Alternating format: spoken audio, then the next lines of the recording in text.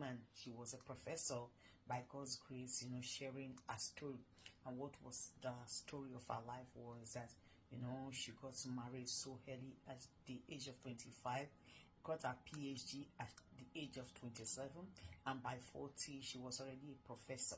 In such a lady's life, one would really look at success, would really celebrate her to achieve these things I just mentioned within this range of age. Was really hard working to the core, and according to her, she was able to achieve all this because she was so committed, dedicated, and devoted to what she was doing. And as God will have it, she was having children. She always leave these children to their mom to see to the welfare of these children. These children grown, and she never had time for these kids.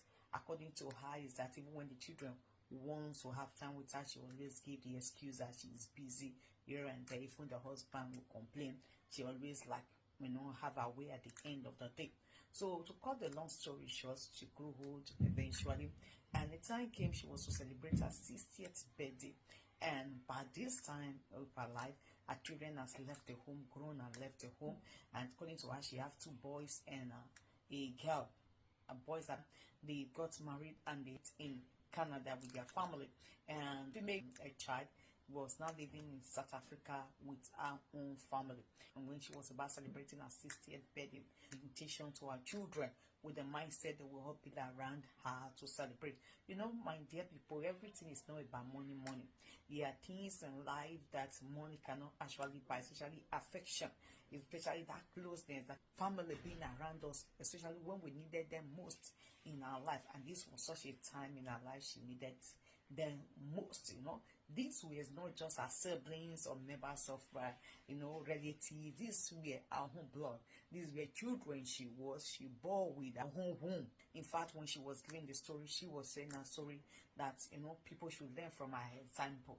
So back to the story, as I said earlier, is that she gave invitation to her children, the 3 of them, expecting to see them around, only for her to receive the shock news of her life that the 2 maids are now lived in Canada with their family, to send news back to her and say, "Mom, we are sorry, we cannot make it, we are busy." And they told her that yes, they have talked to their sister, she will be gracing the occasion. And according to her, she was touched, but she was a bit relieved knowing that at least one of her 2 children was surfaced in the occasion, only for her few days to the great celebration that the daughter called and said, "Mom, I'm sorry, I cannot make you out because I'm expecting a baby, and more also there are things I need to settle out with my husband."